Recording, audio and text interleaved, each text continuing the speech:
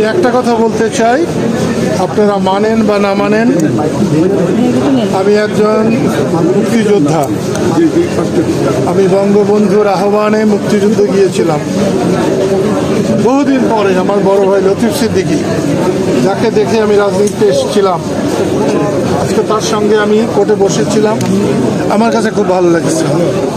আমি বলবো, ওটার জন্য আমি মুক্তিযুদ্ধ করি নাই। আমি দেশের স্বাধীনতার জন্য মুক্তিযুদ্ধ করেছি, মানুষের মুক্তির জন্য মুক্তিযুদ্ধ করেছি। কিন্তু আমি আমার জীবন দশায় যখন শুনলাম আমি কে তুমি কে, রাজাকার রাজাকার, এর আগে আমার মৃত্যু হলে আমি খুশি হতাম। আমরা মুক্তিযোদ্ধাদেরকে সম্মান করতে জানি না। মুক্তিযোদ্ধাদের কোনো কোঠার দরকার নাই, কিন্তু মুক্তিযোদ্ধাদের সম্মানের দরকার আছে। যতদিন বাংলাদেশ থাকবে মুক্তিযোদ্ধাদের এইভাবে নিগৃহীত করার কোনো মানে হয় না। সম্মান করা দরকার। ৫৪ বছর দেশ স্বাধীন হয়েছে।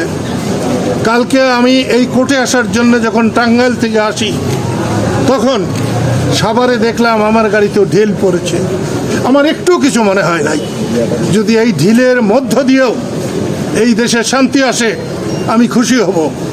আমি বর্তমান সরকারকে বলবো, ট্যাঙ্ক রেখে উপরে হেলিকপ্টার উড়িয়ে কোনো সুস্থ সরকার বা সুস্থ দেশের প্রমাণ বহন করে না। আমি বর্তমান সরকারকে বলবো, এক্ষুনি আপনি সর্বদলীয় একটি সম্মেলন আহ্বান করেন, সেখানে সবাইকে আহ্বান করেন।